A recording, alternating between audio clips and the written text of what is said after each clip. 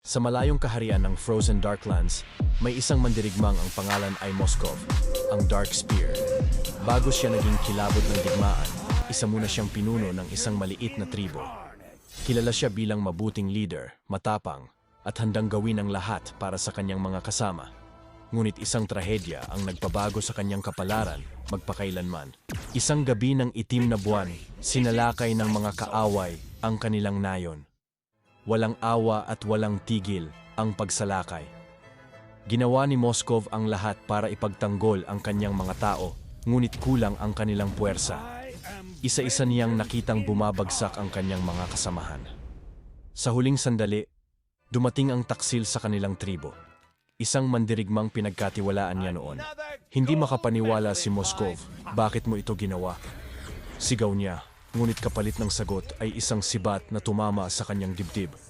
Bumagsak siya sa lupa, duguan, at halos wala ng buhay.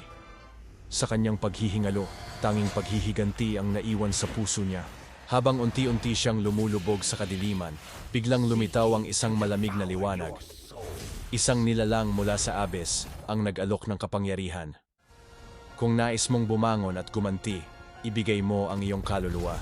Sa desperasyon, tinanggap iyon ni Moskov. Sa isang iglap, nabalot siya ng itim na enerhiya. Naglaho ang kanyang sugat, napuno ang kanyang katawan ng lakas na hindi kayang tapatan ng tao. Ngunit kapalit nito, naging malamig ang kanyang puso, galit at puot ang naging sandigan niya. Sa kanyang muling pagbangon, hinabol niya ang mga tumakas na kaaway. Sa bawat hagis ng kanyang sibat, tumutusok ang hangin at tumitigil ang oras. Walang nakatakas. At sa huli, nakita niya ang taksil, nanginginig, natatakot, hindi makapagsalita. Ngunit hindi ito naging sapat kay Moskov.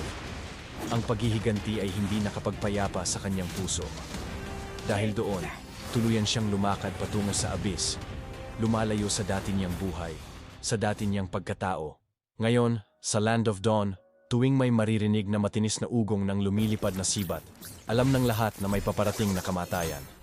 Isang anino, isang mandirigmang nilamon ng puot, si Moskov, ang Spear of Quiescence, ang taong binuhay ng kadiliman para itama ang kasalanan ng mundo.